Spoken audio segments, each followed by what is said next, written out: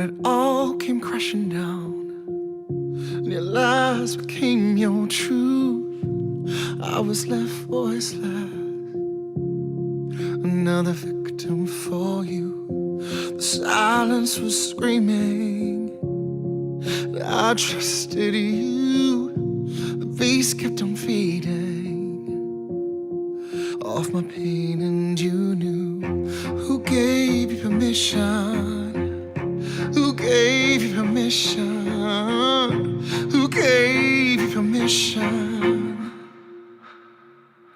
I won't break, I'll rise in fire. I will speak the truth against liars. I will be my light on your shadow. I won't break, I won't be defeated. I won't be defeated. Yeah. 'Cause I will expose you, so you won't do this again. No, no, no, no. I won't fall for your crying and your deceitful games. Hey. One day I'll forgive you and hand back the shine.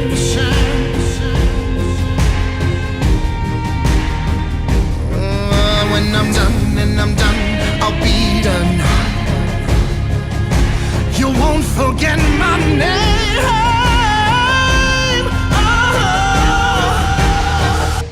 'Cause I won't break, I'll rise in fire. I will speak the truth against liars. I will believe my light on your shadow. I won't break, 'cause I won't break, I'll rise in fire. I will speak the truth against liars. I will believe my light on your shadow. I won't break, no, no. Who gave you permission to use me? Who gave you permission to abuse me? Who gave you permission to take my innocence? Who gave you permission to hate me? Who gave you 'cause you couldn't have me? Who gave you to blame me for all your messed up ways? Shame on you. Was it true? Oh,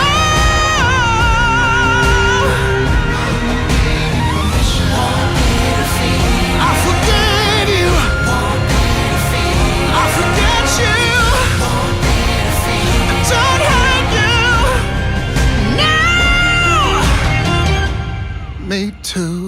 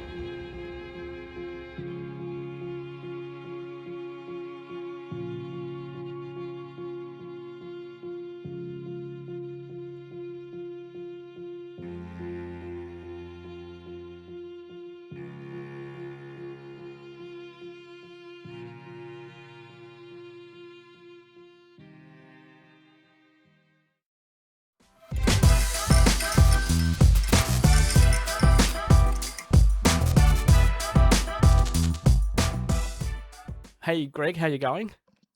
Hello, how are you? I'm good. I'm good. That's good. Welcome to Pop Rock Radio. Thanks for joining us. Thanks for having me. I'm gonna give you a quick stat. You'll be video on our main channel, video number 198. Oh, look out. 200 Yep. is around the corner. It is. We've got big plans for that. So, but Excuse me, why am I not number 200 then? well, it's just the way that it all fell into place. It just happened that way. Of We were course. looking forward to number 200. Always the bridesmaid, never the bride. Well, tonight it's all about you, so don't worry about that. It's all about you, Greg, and your new song that you've just released. I've got the flyer here. It's been called a powerful sexual abuse anthem, titled "Who Gave You Permission." Yeah. So, I'm just going to put it out there quickly. When we hear about sexual abuse and things like that, it's normally against a female, a male against a female.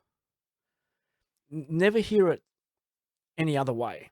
So Very rare. It's a lot more rare, for sure. what gave you the I'm going to think of the right word, because it's not a word. It's a special thing. What gave you the Courage? the courage? What made you so brave to actually step up and say, "Well, have a listen to my song," and I believe it's a bit personal. It's like an actual story. It's not. It's my story. So look, I never set out to write the song. Yep.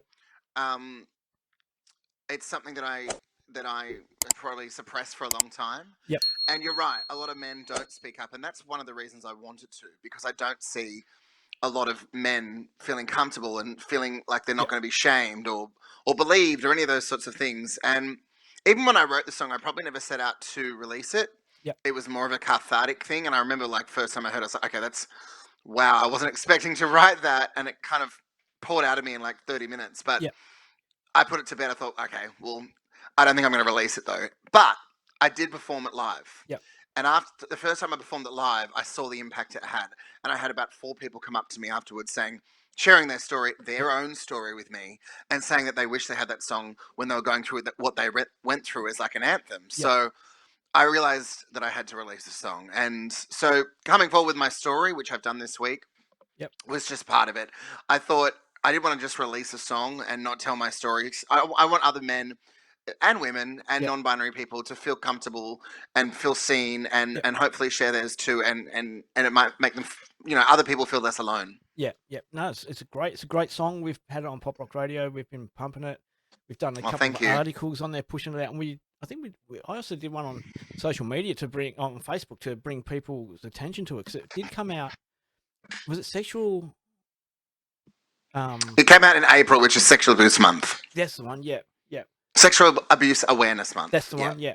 So we pushed it out in that to try and raise a bit of awareness as well, and so it's done very well. So congratulations on the song. I hope it's going all right. My next question I always ask: has it been picked up on commercial radios or any other radio stations? It has definitely been on a lot of community radio stations and Joy 95.5 and a few queer radio stations, but not as yet on commercial radio. No. That's a bit of a bummer. I'm a proactive fighter of commercial radio stations should be playing more Australian artists and more songs that are relevant. So hopefully they'll pick it up. Because look, it's definitely something that I implore them to not just meet their quotas, exceed them, because you really want to, you know. Yeah. In the words of Tina Arena said that in her ARIA speech, and that was a few years back, and we're still here. So I think we will be forever. It's all never mind. But it's about you. Let's get away from that. Let's talk about you. I'm looking at this your website here. You've got a pretty big discography. Discography. Yeah. Don't mind me. I can't talk. This is what I said. It's all about you. You're going to do the talking. Yeah, you got. Yes, I do have a pretty big discography. This is my first debut original album, but I've got a covers album that was a duets album. People like Katie Underwood, Rhonda Birchmore, Anaya Day, Cosima DeVito, some Damien Leith. And then before that, I had an EP. So, and there's obviously a lot of singles and stuff in between that.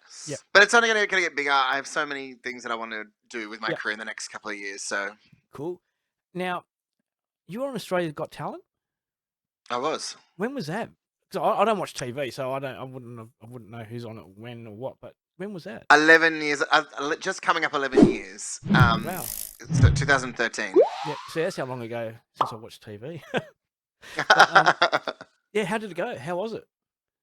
Runner up, so I did all right, but there's no prize for second best. Oh. So I didn't win the money, but I did win a career. Yeah, It definitely gave me a foot in the door and a launching pad for my career. Yeah. Oh, that's awesome. So I'm going to ask you, when you sit down to create music, do you have any rituals or superstitions that you go through to get into the mood to write songs? No, but I don't. When I'm recording, I'll say this: when I'm recording vocals, Yep. I don't want anyone talking to me. I need to focus and get into whatever it is. So, Yep. of course, the producer is going to have to stop and start at times. But if I'm recording like a really important song, like Who Gave You Permission, Yep. I normally turn all the lights down, and I have to tap into that place. Yeah. So, get ready to press record because it's coming. Yeah. Just keep your finger on that button. Exactly. Now, we're a bit late in announcing some of your shows that you're going to be doing, but you still got some, because it's only May now, so you still got some shows in May, later on in May. Yes, and today actually I announced 3 more shows, which is my album launches. So wicked. The 12th of July at Mima Music Hall in Melbourne, the 14th of July at Funhouse Factory in Gosford, and the 18th of July in Sydney at the Bridge Hotel. Sweet. So that'll be a full string quartet, all original music. It's amazing special guests that I haven't announced yet, but it's going to be the show to see. Wicked. That's going to be really good. Hopefully we'll get to know before then some media release, and we can then pump it as well. Absolutely. But I wanted to talk about one show particular, or one show over 2 nights.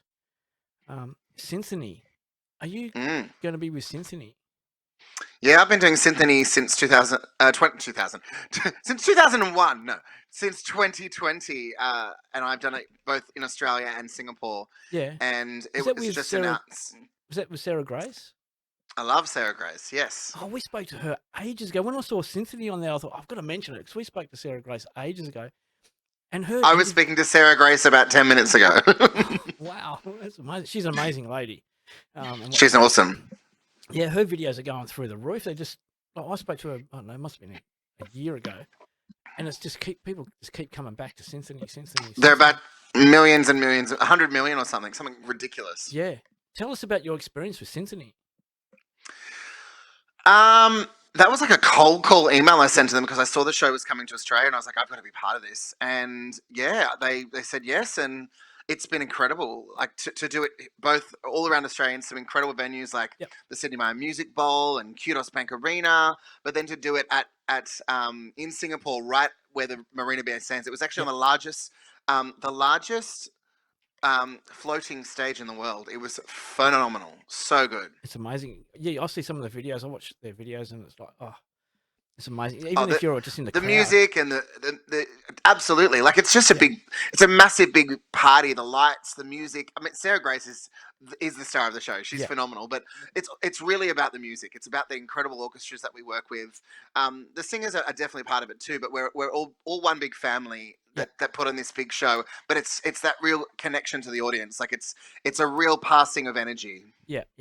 So I really want to concentrate on the importance of your song. Who Gave You Permission? Can you do a bit deeper dive into? I thought you were going to say, "Can you give me a couple of bars?" I'm happy to sing you a song, mate. Oh, yeah, we'll do that later. We're going to include it at the end of the video anyway. Actually, I'm going to put it at the beginning so people can hear it, and then they can hear you talking about it. But yeah, feel free to do a couple of bars as well. That'll be awesome. I won't break, I'll rise and fire. There you go. Yeah, I'll tell you what, you've got an amazing voice, so I hope it keeps going on for you. So, but thanks, buddy. Yeah, can we deep dive into it? What happened? How did it? I don't want to know all the details of what happened, but what happened to you internally? Yeah, internally. Yeah, what? Well, I think the first one, because I was so young, I was 10 years old. It definitely confused me. It being a gay man as well. It confused me because as I got older and realized, thought that I was gay. I was confused as to whether I was actually gay or was I gay because I was abused by a guy for the first time. My first sexual experience. But then, at 21, I did try and have an experience with a woman, and it was very obvious that I was gay. So But no, it did. It can be very confusing for young kids. Yep. But not only that, it just when I realized how wrong it was, it broke me. Yep. I was about 12 years old when I realized that it was Yep. so wrong, and I just it changed my spirit. Do you ever heal? Oh yeah. Yeah. Yeah, love. I think love can heal anything, and if you have the right people in your life that I would say I am healed. Yeah. Yes, are there scars? Yes, but now I'm exposing those scars and wearing them proudly and saying, and as the lyrics say in the song, we won't be defeated. Yeah. It might have affected me, but I will no longer sit in that place and allow it to hurt me. Oh, well done! Congratulations on that. That's amazing. So I'm really happy. Thank you. Yeah, because it's pretty. You see, young people. It's too common. It's too common, and it's good. I see you sitting in front of me, and I can talk to you, and like you said, you are healed. You got the scars. You're healed. But some kids don't, and they take their lives or something like that, and it's really sad. So, if there's any young kids out there listening to this, take, have a look at this story. Look at Greg. He has come out and survived it, and you don't have to go through it alone. So I'm sure, Paul, that you've heard the term "it gets better." Yeah.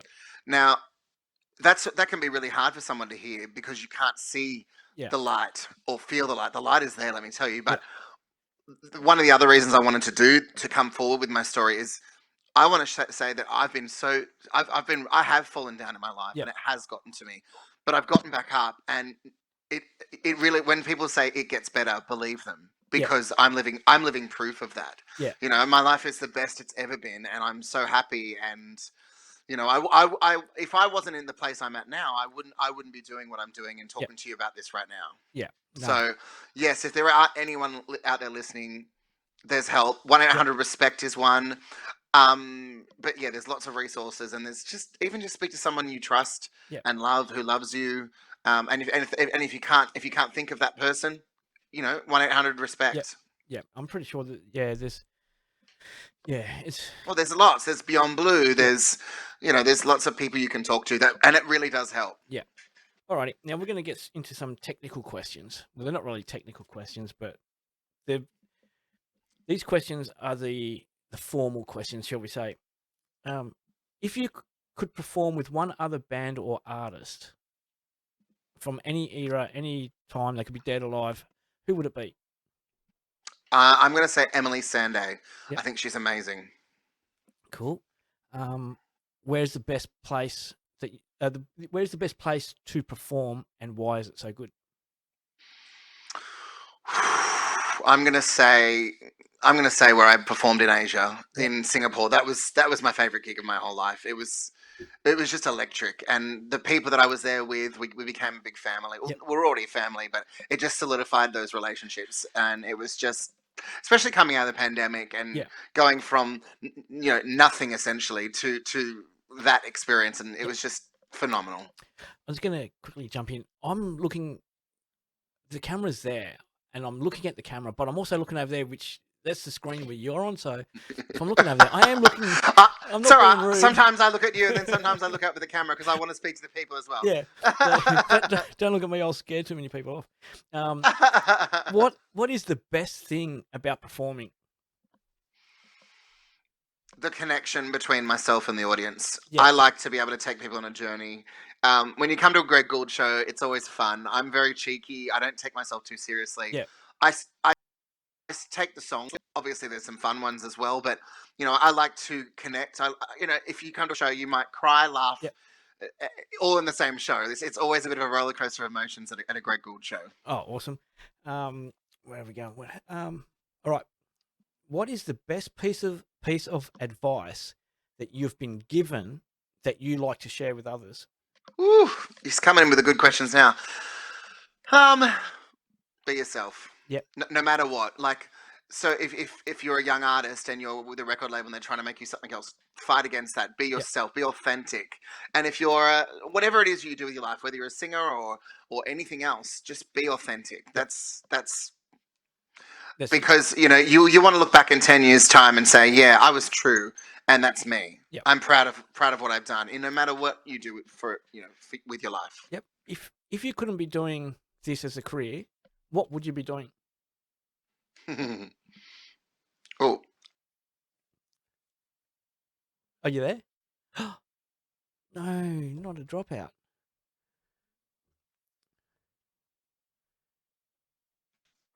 oh, Are you back? Yep. we froze. Well, Yeah. I'm back. Oh, If I couldn't be a singer, I don't know. I mean, I did hairdressing for 15 years as to make money, but it didn't.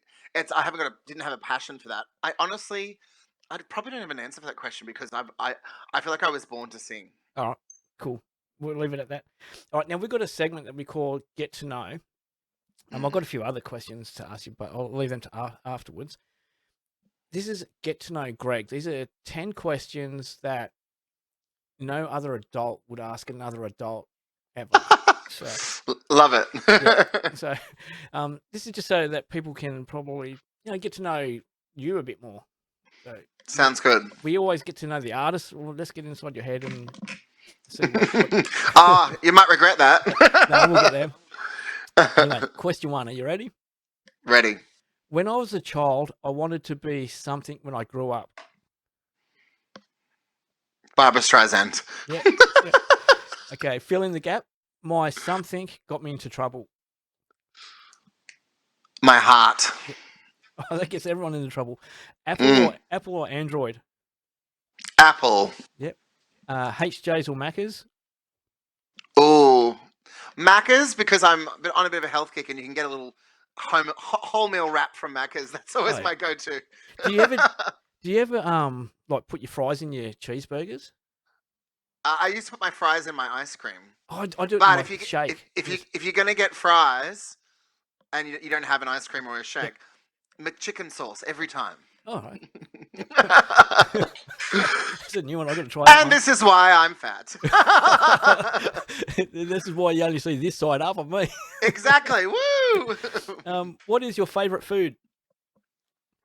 Mexican. Anything with a bit of spice, but not chili spice, but a bit of flavour. Yep. All right. This question's already sort of been asked, so I'll dig into the pile and grab another one. What was your first pet? We had a dog named Tasha, a little Chihuahua. Oh, vicious little thing. Yeah, it was actually. And she was already old when I came into the world, so she didn't want to have a bar of me. Oh, all right. Does pineapple go on pizza? Yes. Yep. Depending on what pizza, depending on what other toppings, but yes. Yeah, ham and pineapple. Yeah. Right. My first car was a Subaru. It was my sister's, a hand-me-down. Yep. The first concert you went to? Vanessa Amorosi. Yep. Back in 2001. Yeah. She's phenomenal. I saw her recently as well. Woo! Yeah. Sang. She can sing. Oh yeah, I'm dying to catch up and see her at a concert, or I'd love to even chat to her. Last question. Name a song that always makes you sing along. Looking so crazy in love, got me looking so crazy in love. Oh, no.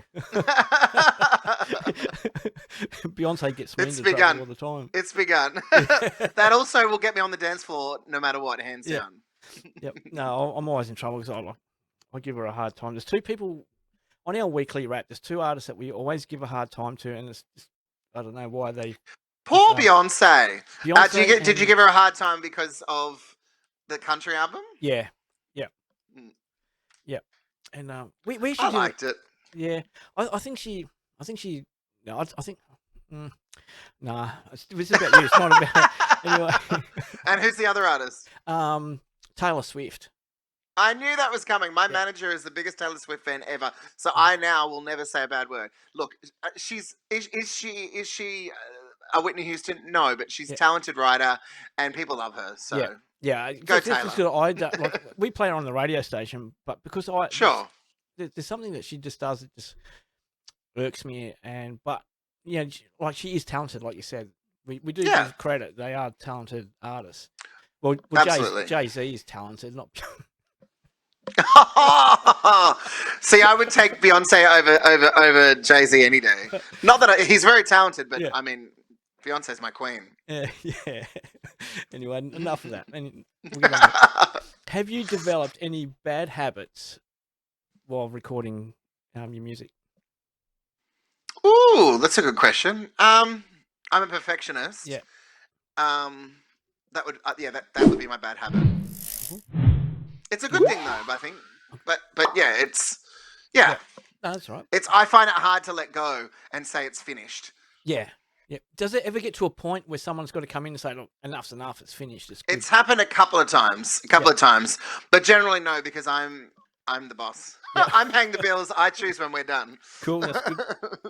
Of all the songs you have written, which is your favorite? Ooh. Oh my goodness, that's a really hard question. It's like I really think kid, isn't it? It is. I probably Come Home, which is a song on my new album, which is already released. Actually, it was a single. I just think it's beautiful. Yeah. How many singles have you released off the album so far? It was Marching On, Just a Man, and Come Home last year, and then we released Love It All Out and Who Gave You Permission, and there'll probably be one more single before the album in end of next month. Yeah. Cool. In making the album, what is your fondest memory? Probably the days that we recorded live strings. It was really special and very emotional, and because every song on the album has live strings, it's called Strings Attached. So, yeah, probably that. But a lot of the writing sessions were really special. Writing Who Gave You Permission. Yep, that's definitely memorable. Yeah. Do you write on your own? Some of the songs, but most of the songs on this album are co-written. Yeah. But I definitely do write on my own, and I've got a lot of songs that I have written on my own. Yep. But I actually wanted to collaborate with different people on this album, especially coming out of the pandemic and during the pandemic. So a lot of these songs were written then, but no, there's a few that I did write just on my own. Yeah. So what's coming up in the future? Touring, and the Symphony tour. I'm doing. I just got announced as one of the artists going to New Zealand for Symphony Pride. That's going to be amazing. Yep.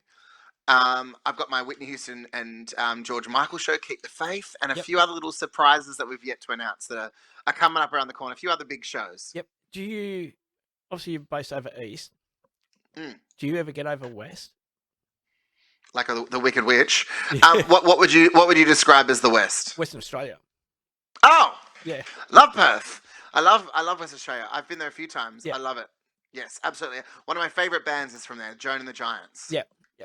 So are you going to be coming over with any of your shows? Yes. So the first 3 album launches were obviously Sydney and Central Coast because I'm from there, and Melbourne.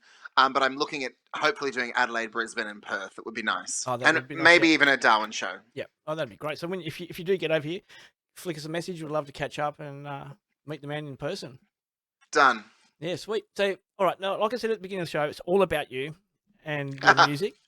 Do you have anything else you want to share with us before we let you go back to your... No, it's just awesome to connect with you, Paul, and thank you for having me.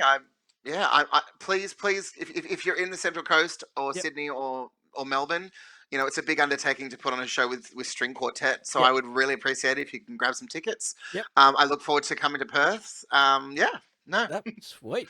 And the album will be the album will be out for pre-order in about a month. Yep. So that's another question we always ask. Merch store. Do you have a merch store? Is it on your website? I have merch coming with this new album. Yeah. Not yet. Cool. It's coming. Yep. I'm working on some cool stuff.